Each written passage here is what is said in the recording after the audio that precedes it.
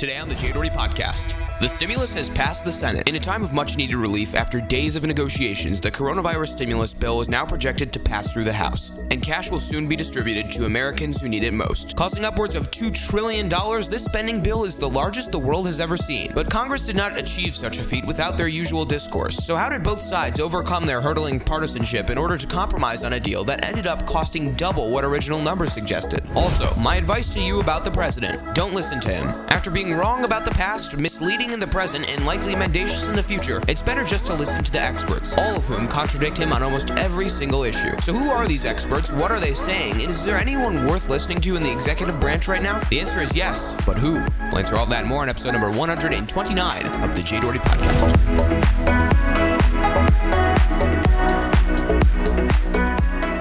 This is the Doherty podcast. And now from Chicago, here's your host, Doherty. That is correct, everyone. Thank you very much for being here. It's episode number 129 of the Doherty podcast.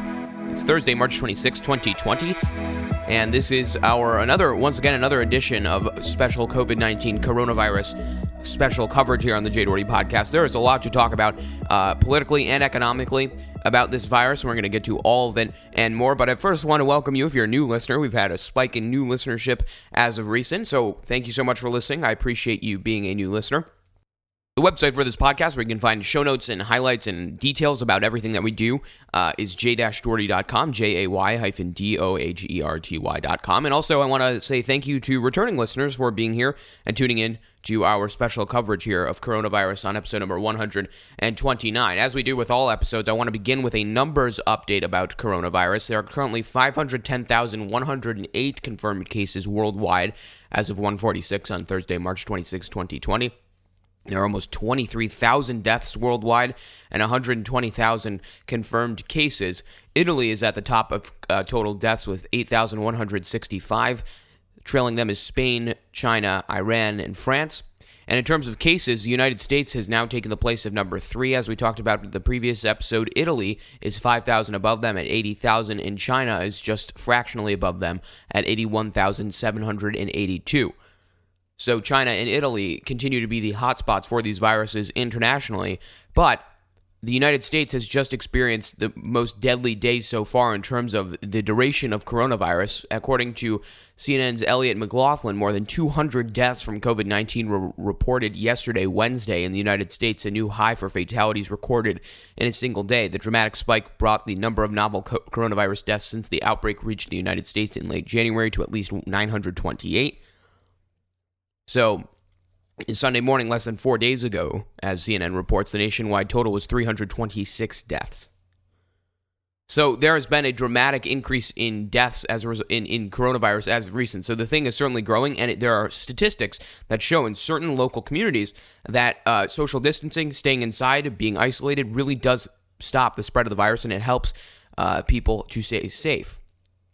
A place where there's always traffic, no matter the time of day, is New York City. And actually, the New York Times and other World Health Organizations are deeming the New York City, the sort of the hub of the United States, is now a regional epicenter. Jesse McKinley says that 3 weeks after its first coronavirus infection was discovered, the New York City region reached an alarming milestone on Sunday. It now accounts for roughly 5% of the world's confirmed cases, making it an epicenter of the pandemic and increasing pressure on officials to take more drastic measures. And drastic measures they have taken. We'll talk about more of that in a second, in the way that really it's playing into the stimulus bill that Congress recently just passed. And certainly Andrew Cuomo, Bill de Blasio have been making the headlines, and they're certainly having legislative effects on the stimulus bill. So we're going to talk about that in a second. But I want to talk a little bit more about the holistic existence of this bill. The good news is that last night, the bill passed through the Senate. So after a slew of purposeless, long, almost always time-wasting, but necessary negotiations, both Democrats and Republicans have come to their consensus about a COVID-19 economic stimulus package. The purpose of this package overall is to provide basically financial aid to struggling Americans during this time of both medical and fiscal hardship. It was certainly a victory when this entire thing was passed through the Senate at about 1:30 a.m. yesterday morning, so it was certainly a long night for the Senate here, and this was actually, it was at 1:30 yesterday morning. So very long couple of days for Congress. They were negotiating previously over the weekend. They were on TV the day before. It was a very long week for Congress and a very long week for pretty much everyone in Washington. Here's Mitch McConnell proudly announcing that they've reached a deal in the Senate. After days of intense discussions, the Senate has reached a bipartisan agreement on a historic relief package for this pandemic. It will rush new resources onto the front lines of our nation's healthcare fight, and it will inject trillions of dollars of cash into the economy as fast as possible to help American workers, families, small businesses, and industries make it through this disruption and emerge on the other side ready to soar. And as I talked about on episode number 128 of the Jay Doherty podcast, Republicans initially went into this entire bill with a $1 trillion plan partitioned into 4 simple parts. And we'll talk about what the Republicans wanted in a second. But Mitch McConnell sort of provided the canvas initially for Chuck Schumer to paint on, and all the rest of the Democrats. And when I say Mitch McConnell, I mean the rest of the Republicans. When I say Chuck Schumer, I mean Chuck Schumer and the rest of the Democrats. It really was Mitch McConnell providing that canvas for the Democrats to paint on, and it seems that they've reached a compromise. At least in Schumer's mind, he thinks that, yeah, it is a bipartisan deal, and Mitch McConnell's assessment of this passage is correct. Chuck Schumer went on CNN's New Day and talked with John Berman about how the refreshed bill is more people-focused than the original Republican proposal and not as corporation-heavy. This is worker-friendly, workers first. We didn't want to put corporations first. We thought the original bill did that too much. This is workers first, and let me explain that. So many people have been thrown out of work through no fault of their own. The restaurant closes, the small business closes. Now all of those people will be able to apply quickly and easily for unemployment insurance, and most of them will get their full salaries or very, very close to it. And they can be furloughed, which means that they can stay on the payroll of the company they work for, keep the benefits that that company was giving them, and then when God willing, this horrible crisis is over, these businesses can reassemble because the employees will not have been scattered to the wind. And keep in mind that he said that on CNN's New Day before the bill was actually passed. This was the morning after the sort of the final negotiations completed. It was the day before, or I think it was the morning of the day, or if you think about it, if you're saying that 1:30 a.m. is really the next day, it was the day before Congress actually voted for it, but it was the late same day of the time that he went on CNN. So the bill was finalized in the Senate, and the votes were totally unanimous. Here's the announcement that this bill was 96-0. On this vote, the yeas are 96, the nays are 0. The 60 vote threshold having been achieved, the bill is passed. All right, so that was a good accomplishment for the Senate, and everyone was really very proud of it. And yeah, everyone was extremely proud of it. In fact, Mitch McConnell said that this was an historic accomplishment for the Senate. And this, again, he's like, this is like 1:30 in the morning. He's out there talking to the press.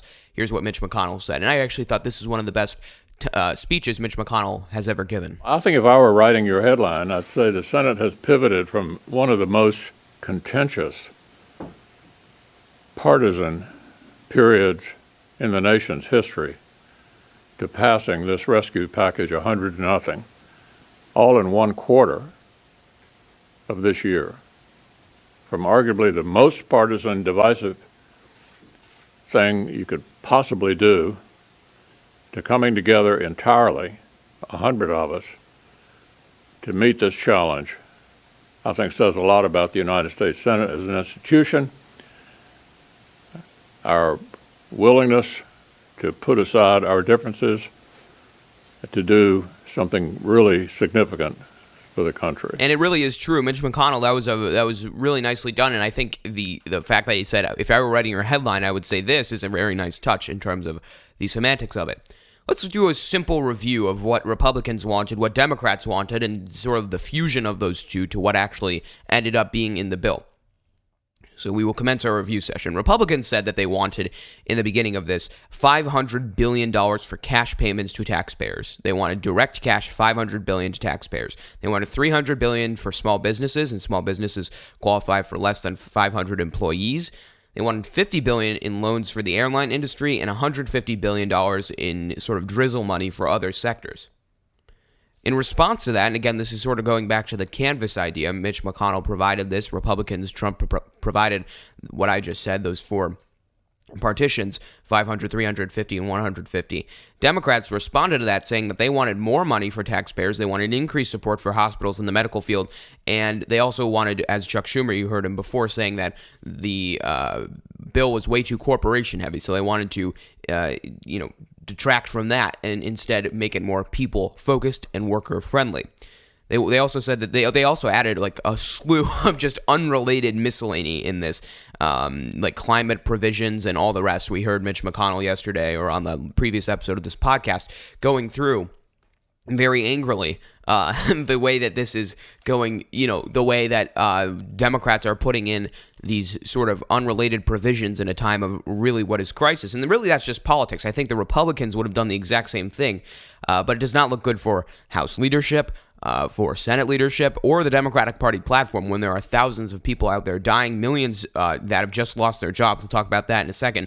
And Chuck Schumer is just out there, squawking about climate provisions and the Green New Deal. So it's really not good. And I think the banter that really that goes on with this does help push their political platform. But in a time of crisis, things like climate provisions and certain other things that the Democrats, for some reason, included in this bill in a time of crisis, those things should be put on the back burner. And that's what happened. And Republicans would have done the exact same thing, but gladly, they both came to a compromise. And I actually think that this bill could have been a lot better, but I'm very pleased with the results, and especially in the way and the time they did it. It certainly was not warp speed, as Mitch McConnell put it, but that's where we are right now. So our review session has completed. Let's move to the present. The present deal is really interesting, and we're going to go through all of the numbers that actually changed sort of drastically since the time that these bills were proposed. I don't really know how they're calculated. Some of them seem to be just sort of random, but I'm sure there is some sort of calculus behind it. I want to emphasize, though, before we actually go and talk about the specifics of the bill, this bill is ginormous. It is a huge bill. It's the most momentous bill in the history of the United States, the history of the world. It's the biggest spending bill ever in the history of the world. In fact, Politico, Renuka Reyesam, Caitlin Emma, and Michael Grunwald do a very good job last night in their Politico nightly edition, saying that this isn't a bailout or a stimulus. The $2 trillion bipartisan coronavirus legislation that Congress is finalizing is more than twice the size of America's biggest economic stimulus package, President Barack Obama's 2009 Recovery Act. It's more than twice the size of America's biggest corporate bailout, President George W. Bush 2008 Wall Street rescue. But even though it's supposed to help the shattered economy and save failing businesses, it's not primarily a stimulus bill or a bailout bill, and that's really important to note. I think it is more of a stimulus bill than it is a bailout bill. I mean, anything that stimulates the economy could be called a stimulus bill. But what ended up coming out of this, and we're going to go through all of the numbers very quickly here. You can see a graph on the show notes if you go to j-dory.com. But the graph that you'll see here is, and I'm going to read out all these numbers, where these $2.2 trillion are going, and we'll dissect some of the more important ones in a second. But first, large businesses and local government loans are going to get $504 billion. Small businesses, $377 billion. One-time checks to Americans, $290 billion. Business tax cuts, $280 billion. Expended unemployment benefits, $260 billion. Health spending, $180 billion. Aid to state and local governments, $175 billion. Disaster assistance, $45 billion. Food stamps and safety net, $42 billion. Other spending, and then the minimum figures here, $35 billion, and that's very, very ambiguous. Education spending, $32 billion. And personal tax cuts, there'll be $10 billion going to that. So last night, actually, as I was writing this show, I did not know much about what this bill was going to include. I knew there were certain pillars that came out before, but I did not know the numbers. Now we certainly know that $290 billion will be given directly to American individuals and families. According to what originally Republicans wanted, that's actually significantly less. Republicans originally said they wanted $500 billion for cash payments to taxpayers. Maybe they lowered that. Maybe that was just a stunt. We really don't know. But according to CNN's Manu Raju, Claire Foran, Ted Barrett, and Kristen Wilson, under the plan as it's being negotiated, individuals who earn $75,000 in adjusted gross income or less would get direct payments of $1,200 each, with married couples earning up to $150,000 receiving $2,400 and an additional $500 per child. The payment would scale down by income, phasing out entirely at $99,000 for singles and $198,000 for couples without children. So, and you can read, and that's probably a lot of numbers to take in. You can read the entire article at j-doherty.com under the show notes. But I think it's really also important to understand that the Republican proposal originally suggested that the government would give $1,200 to adults making under $75,000, and for couples that make less than $150,000 per year, and then again $500 for each child who fits under those same circumstances. In fact, as the Washington Post reports, eligibility for the benefit is sort of determined in a way that, in my opinion, is a little bit sneaky by Congress, as to be expected. They say that eligibility for the benefit will be determined by taxpayers' 2019 or 2018 tax returns. Critics say that tying eligibility to last year's tax returns could mean the benefit fails to reach those hit by the current downturn, and critics have also raised concerns that it would be difficult for the poor and the homeless to receive the benefit. In fact, I don't even think it's critics. I think that's just a fact. It is, very difficult for the poor and the homeless to receive the benefit, and there has been a lot of downturn and upturn recently, so it is very unfair. If you look, if they're basing the amount of money that they're going to give you based off of your 2019 or 2018 tax returns, that might not be an accurate depiction, whether it's up or down, too high or too low, of how much money you actually made. I mean, the question that I really find important, and this is a little bit unrelated, is, what about the single moms and dads? They sort of assume in the semantics of this bill, at least in the part that's being really heavily publicized, is that married couples will get up to $150,000 for married couples earning up to $150,000 would receive $2,400, an additional $500 per child. That sort of has the given that everyone's parents are married, and that's the question that I find important: is what about the single moms and dads? And all the articles that I've read, it's presumed that you have two parents. So what are the guidelines for these folks? In fact, the only large-scale article that I found that mentioned this provision was written by Howard Gleckman of Forbes, who said that the regular $150,000 cap for couples filing jointly would be adjusted to $112,500 for single parents. So that's good to know, and it's really not being publicized as much as I would have liked it to be if I were Congress.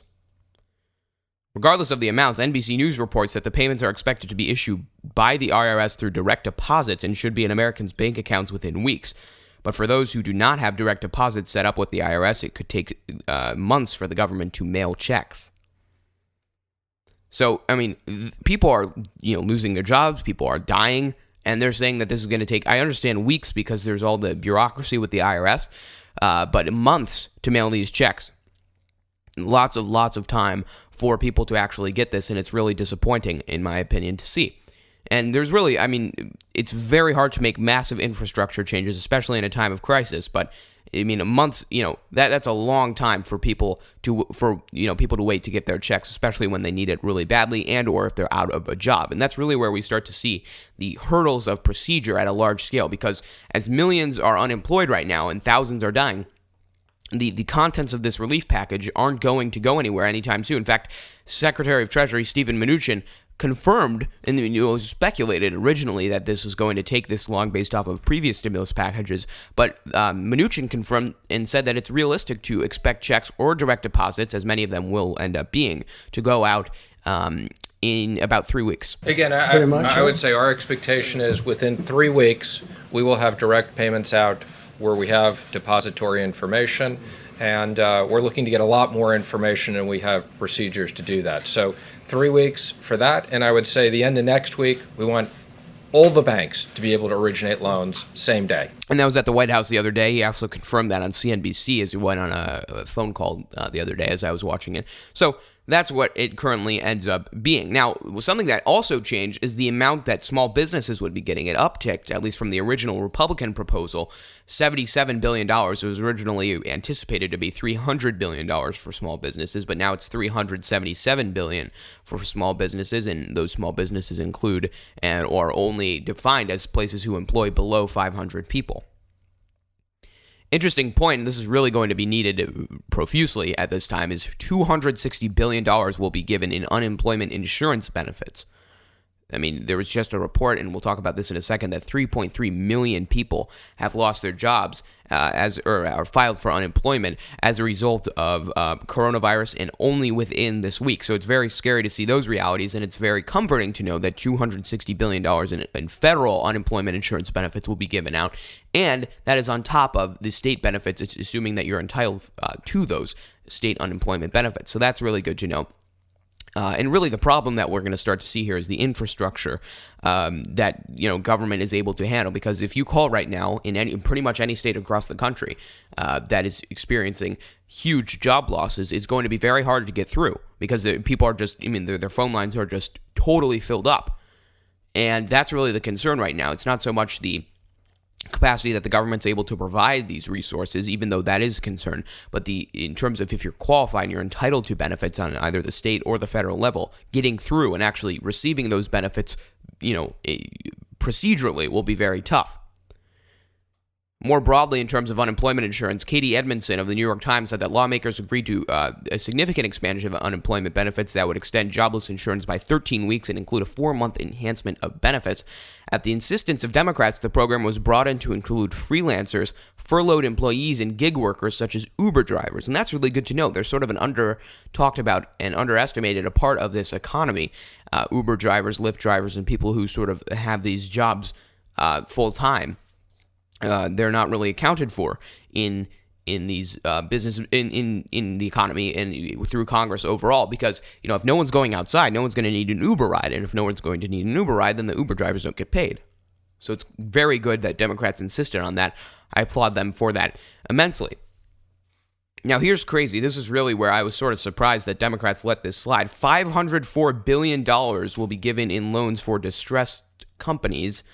That includes large businesses and local government loans. This is really where Republicans sandwich themselves in the mix of this. It's sort of disconcerting to see that from what we know now, companies will be allowed double what checks would be given to Americans. Now, I know this includes local governments and stuff, but still, the numbers, the semantics, and really the optics of the way this looks, double the amount is going to large businesses than it is Americans. Now, I do not ignore the logic that Republicans have presented to this. The purpose of those funds, theoretically, would be given to those companies to employ people so that the money will trickle down to them. And I think under normal circumstances, and frankly utopian circumstances, that might work. But the factual reality right now is that we are in a crisis. And my advice to Congress when we are in a multifaceted sort of crisis like this one is to just bypass the trickle, give the money directly to Americans. And now, that's not to say that I would ignore the distressed companies on a fiscal level, because the short-term losses of those companies could impact a much higher number of everyday Americans in the future. But again, that requires a lot, in my opinion, of presumptive givens in order to make it work. So I plead once again to Congress, as I did in the previous episode, to just bypass the trickle. Really, that's what they should do. Just give the money to Americans. In fact, the New York Times says, in terms of loans for distressed companies, they would come from a $425 billion fund controlled by the Federal Reserve. An additional $75 billion would be available for industry-specific loans, including airlines and hotels. And that comes out of that $504 billion. And there's also, apart from the stimulus bill, I think the Federal Reserve is spending $4 trillion or something. I could be wrong on that, but I thought I heard that from somewhere. That they're also including separate packages apart from the stimulus bill and outside of Congress. But in terms of loans for distressed companies, $425 billion. That's a fund that's controlled by the Federal Reserve. An additional $75 billion will be available for industry-specific loans. As the Washington Post reports, passenger airlines would qualify for $25 billion in loans, and certain other guarantees and could have access to $25 billion in things like grants, which might not have to be repaid. So you see how the rich and the corporations win right here, and this is really sort of disconcerting to see, and you really only understand this if you read the read the deep down provisions of this bill.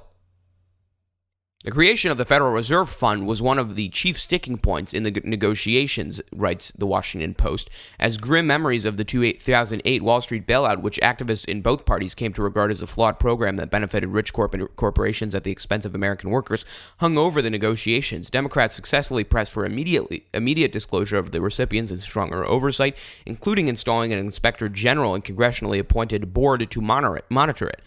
Companies that benefit could not engage in stock buybacks while they received government assistance, and for an additional year after that.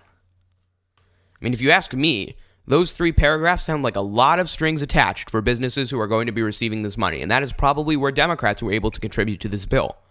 The premise of it was sandwiched by Republicans, but Democrats really contributed to the strings of this bill, because if you remember, Chuck Schumer was on the Senate floor criticizing Mitch McConnell days before this bill was passed, for having too many quote-unquote strings attached in this bill.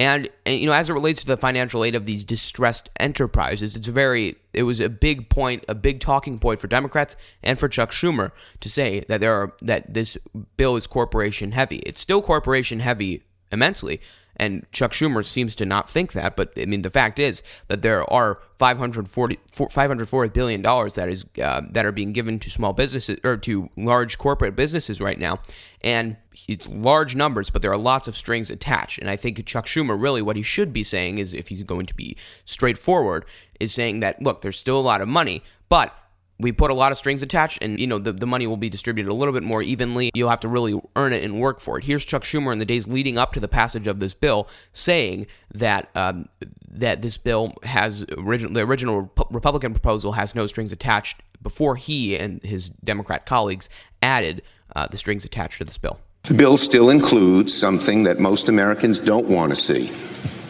large corporate bailouts with almost no strings attached. Maybe the majority leader thinks it's unfair to ask protections for workers and labor to companies that are getting hundreds of billions of dollars. We think it's very fair to ask for those. Those are not extraneous issues. That is a wish list for workers, nobody else. All right, so the kicker here, and that sort of leaving the topic of bailouts for big businesses, the kicker is that there's no loans for Trump, his businesses, or government employees. That's against the rules of the stimulus package. New York Times says Democrats also secured a provision ensuring that Trump family businesses or any of those of senior government officials who make up a lot of money, lots of people Trump owes favors to, Betsy DeVos and others, cannot receive loan money through that fund, though they could potentially still benefit from other parts of the bill. So let's just go through what I just read here. So I said $290 billion for direct Americans, $377 billion for small business loans, $260 billion in unemployment insurance benefits, $504 billion in loans for distressed companies. In my math, that only adds up to $1.4 trillion, but the headline everywhere says $2.2 trillion.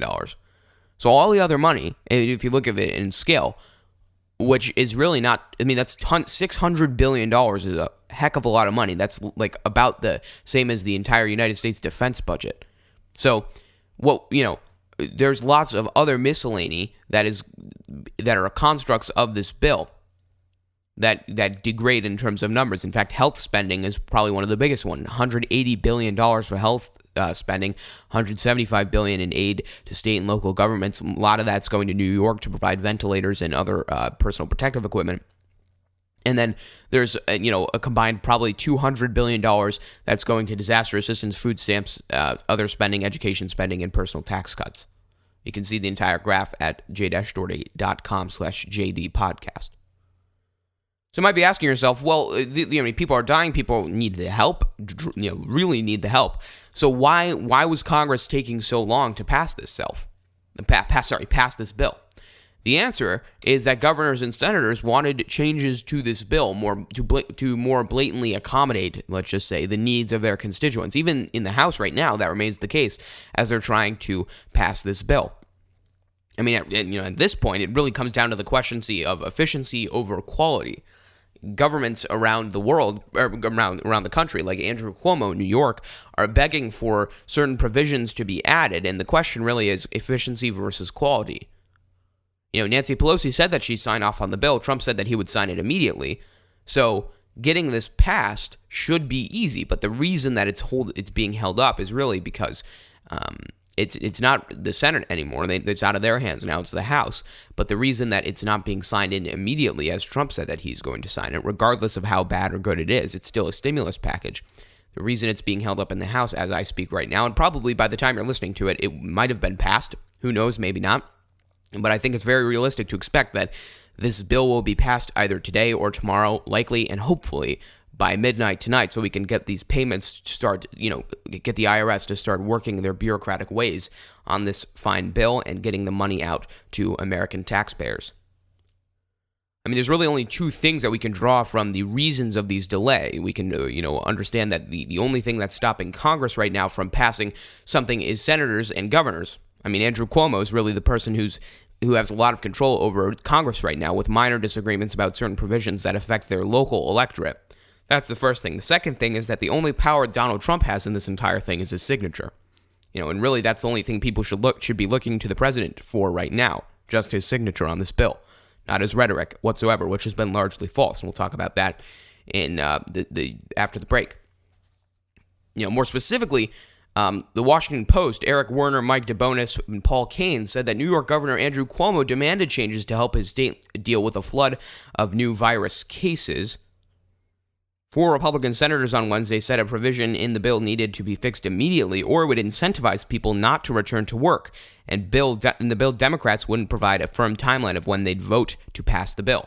Now, this was in the hours leading up to the Senate passing the bill, but the problems still remain. Even though it passed through the Senate and Republican senators came to their conclusion that they needed to vote unanimously to confirm this bill. Maybe there were changes, maybe there weren't. We really don't know because we didn't know, this thing could have been changed up until 1:29 a.m. yesterday. And I'm saying that metaphorically, assuming that it was passed at, 1:30 a.m. They could have been making changes up until the second they needed to pass this thing. And they could be doing that right now as I speak.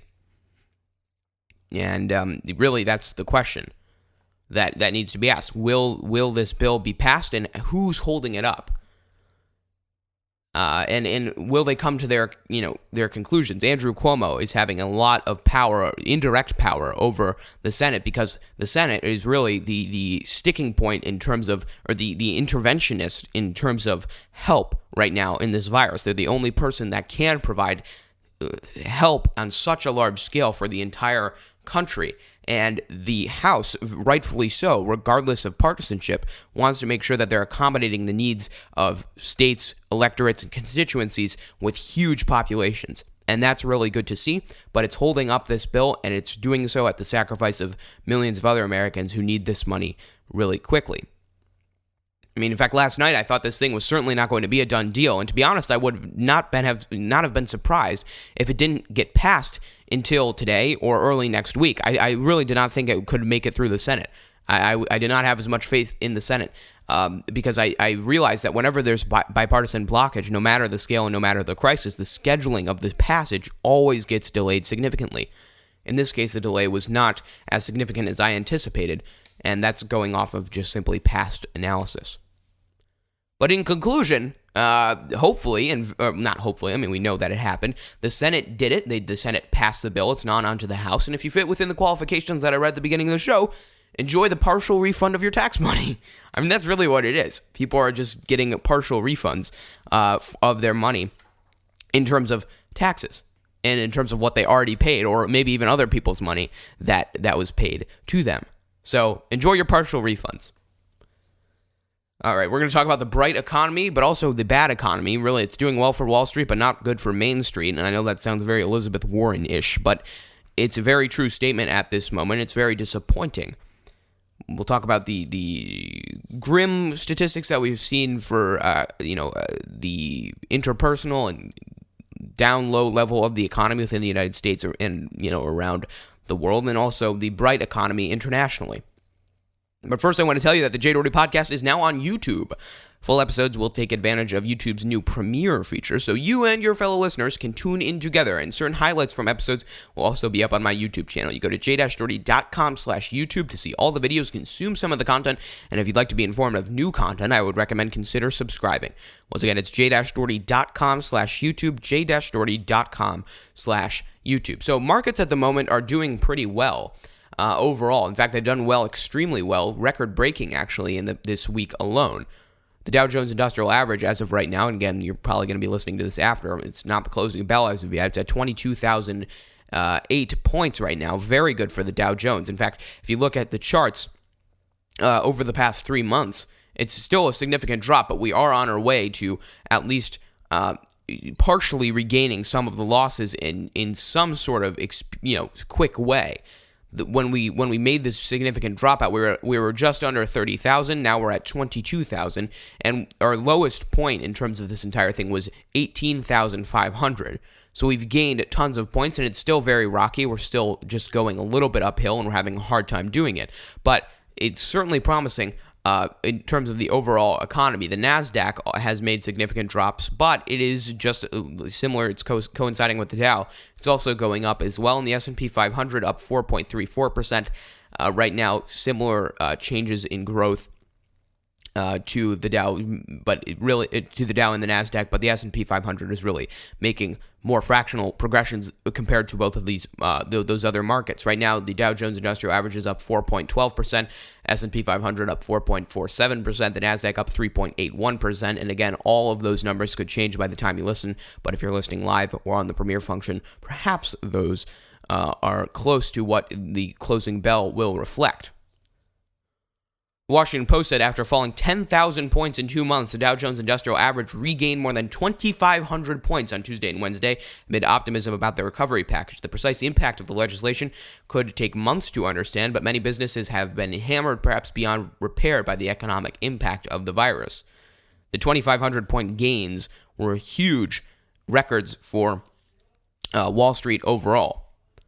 Yesterday's closing bell was up significantly compared to Monday. I mean, Monday was a horrible day for the markets, and now Tuesday and Wednesday did extremely well. And Thursday, hopefully, they also continue to close up, and we can partially recover very quickly. And then over the next couple of months, maybe even years, we'll be able to have more of a full recovery that we'll be able to see through this entire virus and through the entire time of fear around this virus economically.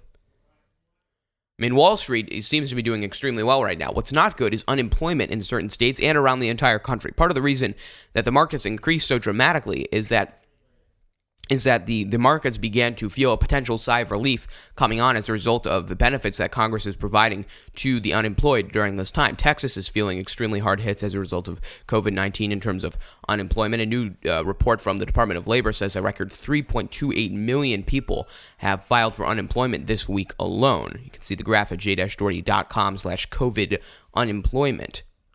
The one that I saw in Texas was really just sad to hear. I mean, after a low unemployment rate of 3.5% in January, writes the Texas Tribune, Comptroller Glenn Hagar said that Tuesday the unemployment rate in Texas is on track to more than double as the coronavirus spreads.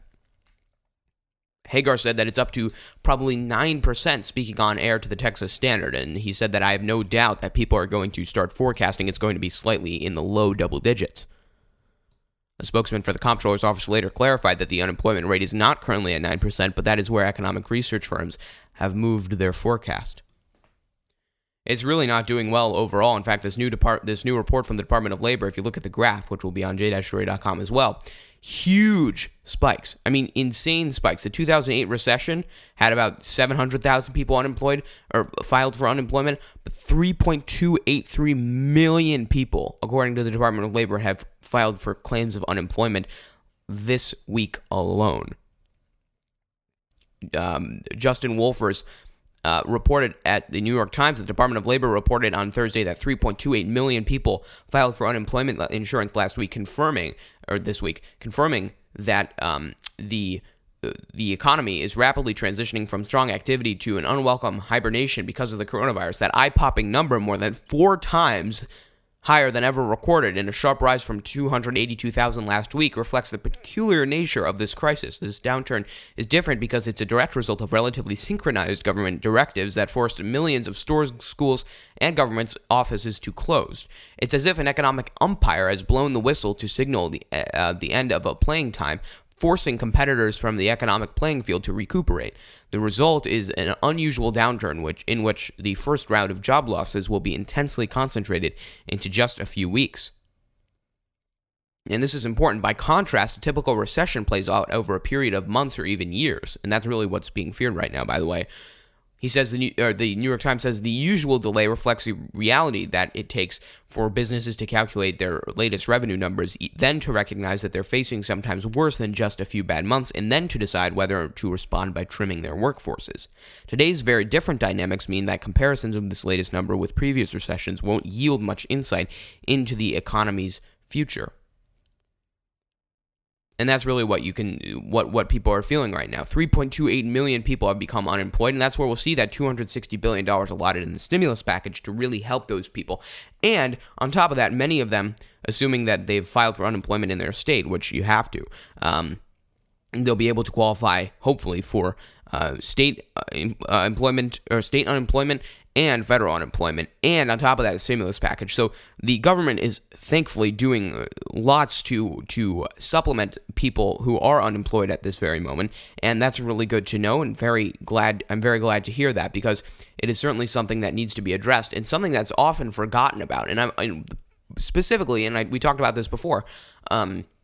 It's very much often forgotten about the people who are self-employed, like Uber drivers, people who have small businesses that aren't, brick and mortar shops that are being closed. I mean, that's often forgotten. And I think the reality that people are feeling as a result of this, particularly in those sorts of businesses and those sorts of lines of work, are often forgotten about. And hopefully Congress in the stimulus bill will be able to make significant repairs to all of those fields, because that's really what needs to be done right now. Those are the shops and the backbone of what makes America run. That's the real infrastructure on the ground, and it impacts everyone on Wall Street and on Main Street. And we got to remember that. That is really the importance of this entire bill. We're going to come back, we're going to take a break, we'll talk about the president, why you shouldn't listen to him. He's been lying just frequently about this coronavirus thing ever since its beginning, and he turned out to be wrong about a lot of things, no surprise. We're going to talk about that and why you should not listen to him. That's coming up next on episode number 129 of the Jay Doherty Podcast. This is the Jay Doherty Podcast.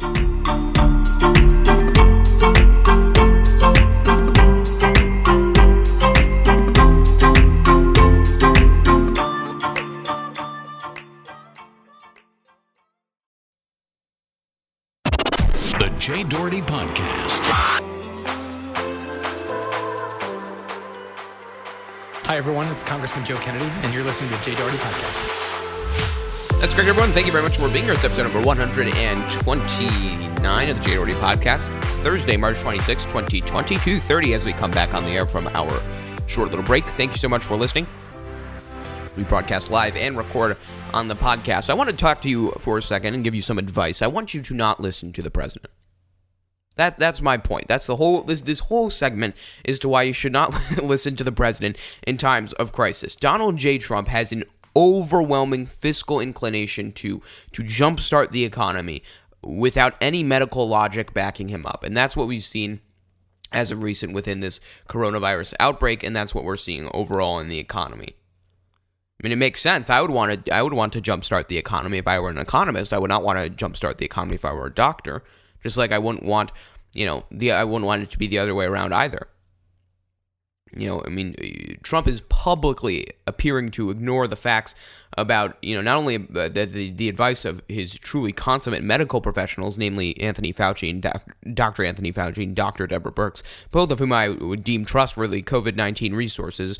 But Trump participated in what Fox News is for some reason calling a virtual town hall, even though they didn't separate themselves 6 feet apart from one another. They tried to make it look like they did, but I would be skeptical of that. In my opinion, I don't know. There's no reason to criticize. I just think it's funny that they called it a virtual town hall. But anyway, Trump said that he wants to have the economy back up and running by Easter. That's his realistic date. And he just sort of threw that out there. I don't know if he just came up with that on the spot, but he wants the economy to be running by Easter. And that's really based off of projections. That doesn't seem medically like it would be responsible. I'd love to have it open by Easter. Okay, I would love to have it open by Easter. I will tell you that right now. I would love to have that. It's such an important day for other reasons, but I'll make it an important day for this too. I would love to have the country opened up and just raring to go by Easter. Okay, so I have a couple thoughts on this, and they all root in medical facts and pragmatic reality, two things that Trump is no fan of or expert in. My first concern would be how quickly this thing could spread. The simple fact is that social distancing does work. We've seen that in statistics and other things as well, and a huge population going back into the workforce in physical clusters would only cause more damage medically and financially to all of America. So, I mean, really, if there's people who go to work and then they all get sick, and then really, I mean, you're forced to isolate because you're sick, then you really done a number on the economy. The entire point is to mitigate the virus and to mitigate the spread because, as we've seen in estimates, if no one did anything about this and we were all out in the field, 214 million people would become infected with this coronavirus. And 214 million people being out of work for medical reasons does a heck of a lot more damage than, doing a temporary shutdown so while we cure this virus, or at least come up with a treatment that could temporarily, mitigate the virus medically. And so you really have to be patient, and that really is what Trump should be understanding of right now. And so my first question to you, Mr. President, is how would you, being the consummate medical professional you are, stop the virus from spreading if America really truly was open for business? And here's his answer. People are going to have to practice all of the social distancing and don't shake hands and wash your hands and all of the things that we're doing now. But we have to get our country back to work. Our country wants to be back at work. That was not a controversial thing I said the other day. Our country wants to go back to work. And again, the cure, it's like this cure is worse. Okay, so I agree with the first part that he said. I think people really do want to go back to work, obviously. You need to make a living. One needs to make a living. But I agree with that specifically. But Trump being the arrogant con man that he is, he probably wouldn't know that it doesn't always go his way. External forces like viruses, like the weather, and other natural phenomena that just happen, and they frequently alter the economy. In fact, if you look at the graph of unemployment, if you look at the graph of the Dow Jones Industrial Average, it's just a bunch of rocky mountains. It's up and down, up and down, up and down, up and down. And the reason is because there's viruses like these and natural disasters and recessions and things that are just sort of natural waves within the economy. And Trump seems to really doesn't really seem to understand that, because every presidency has basically been hit with a big thing that is has either pushed the economy super far up or pushed it super far down, and often it ends up being both. And in terms of fiscal repair, I would say that, really, if I were the president, I would say that our main focus right now is to just stop the damage right now. We want to stop the bleeding, but not sew the cut, because sewing the cut too soon will just further the bleeding, especially if the cut spreads and the cut is contagious. And when I say the cut, I mean the virus, and I mean the economic effects that this virus is having on everyone. It really does. It would just further the damage around the wound and around the world in this metaphor that I'm using. So we need to take it slowly. We need to stay where we are, in my opinion, and then build this up to either treatment or a vaccine or both when they're available. Trump needs to take his time, but be quick about it, in my opinion. That's really what it comes down to. And that can be extremely hard to do, and really that's a very broad piece of advice, but that's the only way I can put it in simple terms, in my opinion. Really, that's what Trump needs to do. And the focus right now, the understanding that Trump should have is that, you can't have a livelihood if you don't have a life. And really, even if you do have a life, you can't go to work if you're sick. You can't go to work if millions of people are sick. And if people, right now, people are voluntarily isolating or isolating at the direction of the government.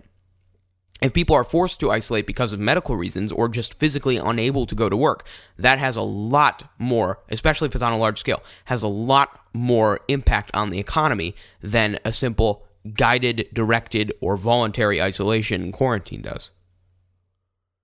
And that's what the president needs to recognize right now. Really, he does need to recognize that. And Trump needs, really just to take his time and be quick about it. That's the only thing I keep coming back to. But in terms of why you shouldn't listen to him, obviously those are all reasons. He's sort of ignoring the advice of his medical professionals. But the other lies that Trump has said include saying that chloroquine was available and approved by the FDA when that really wasn't true. In fact, CNN says that chloroquine has not been approved by the FDA to treat coronavirus, contrary to what Trump said, and nor has any other drug been approved to treat coronavirus. The FDA has made it clear in a post-briefing statement that said there are no FDA-approved therapeutics or drugs to treat, cure, or prevent COVID-19. And that's the end of the story. He literally said at the podium, or I think it was at the podium, maybe some other medium, that chloroquine was available and that you could literally take it and cure coronavirus within yourself, or at least treat coronavirus. Trump also said in one of the early press briefings that Google was debuting a comprehensive website to provide info about COVID-19, but then Wired published a story, among others, saying that there's no nationwide site like the one Trump described, and Google had no idea that the president was going to mention one. A source at Google tells Wired that company leadership was surprised that Trump announced anything about the initiative at the press conference. What he did say was almost also entirely wrong. There will be a coronavirus testing site, not from Google, but from Alphabet's sister company, Verily. We are developing a tool to help triage individuals for COVID testing, Google tweeted in a statement. Verily is in the early stages of its development and planning to roll testing out in the Bay Area with the hope of expanding more broadly over time. And again, Alphabet is Google's parent company. So it's sister company of Google, a less well-known company. Verily is working on it. It's not Google, and it's not ready. Trump also lied about hospital ships, saying that they are ready and heading into the coronavirus battle, even though the Navy said that they're not ready and they're not heading into the coronavirus battle. NBC News reports that the USNS Comfort, which Trump said is bound for New York Harbor, is currently undergoing maintenance somewhere on the East Coast, and there are no medical personnel on board. Another lie, Trump oversold the amount of personal protective equipment to medical professionals when he was talking to them. A hospital ship that can't yet sail, a drug that's not approved for coronavirus, a windfall of masks that's due until next year. Donald Trump has repeatedly overstated his government's accomplishment as he tries to calm Americans and fight the spread of coronavirus, writes John Wingrove in Bloomberg. A news conference is intended to explain the government's actions to a public that's practically stopped engaging in social interactions or large swaths of the economy, out of fear of the virus. The president has sold incremental steps as major breakthroughs, tentative moves as final long-term measures as immediate relief. And that's not good. That's also a misleading statement and, frankly, a lie. Another lie is Trump predicted that coronavirus was just going to be another scandal like impeachment, but now that more than 20,000 people have died and a major city like the U.S. has been deemed an epicenter, Trump no longer feels that way. In fact, you may remember on February 28th, at a rally in South Carolina, President Trump said that Democrats are trying to use the coronavirus to damage him and called it their new hoax. He did not seem to be suggesting that the outbreak itself is a hoax, but rather claimed that his critics are quote-unquote politicizing the situation to make him look bad. Trump has a long history of branding things he doesn't like hoaxes. He's used the word to blast the Russia investigation and impeachment, writes Tracy Connor at the Daily Beast way back in the day. I mean, seriously, do you remember Trump saying this?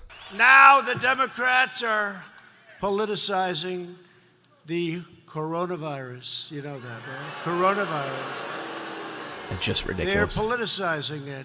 We did one of the great jobs. You say, how's President Trump doing? They go, oh, not good, not good. They have no clue. They don't have any clue. They can't even count their votes in Iowa. They can't even count. All right, that's fair. That's fair. No, they can't. And this is their new hoax. But, you know, we did something that's been pretty amazing. We're 15 people in this massive country. And because of the fact that we went early, we could have had a lot more than that. We do everything we have tens of thousands to keep the infection and those carrying the infection from entering our country. We have no choice. Whether it's the virus that we're talking about or many other public health threats, the Democrat policy of open borders is a direct threat to the health and well-being of all Americans. Okay, now blah, blah, blah. See it so, I mean, he's really politicizing this, really. I mean, if he's saying that the Democrat policies make coronavirus worse, and then he's accusing the Democrats of politicizing this. I mean, it's really both. Practice what you preach, sir. Or just don't preach. I mean, really, that's the conclusion. The guy is untruthful, and you shouldn't listen to him. That would be my recommendation, my direct advice.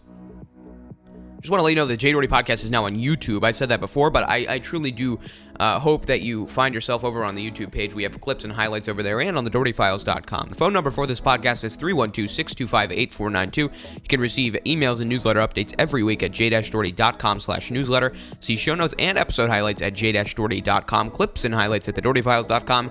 This has been a JD Media Network production. Thanks for listening.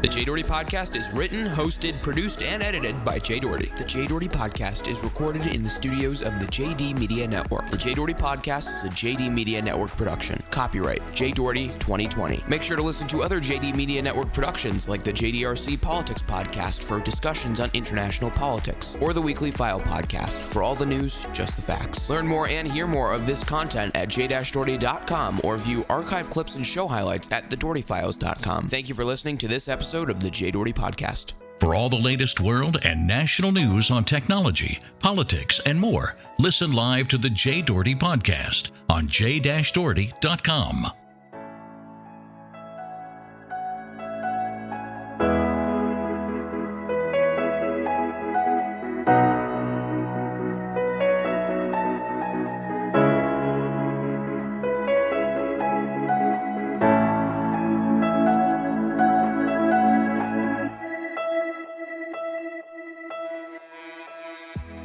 The JD Media Network.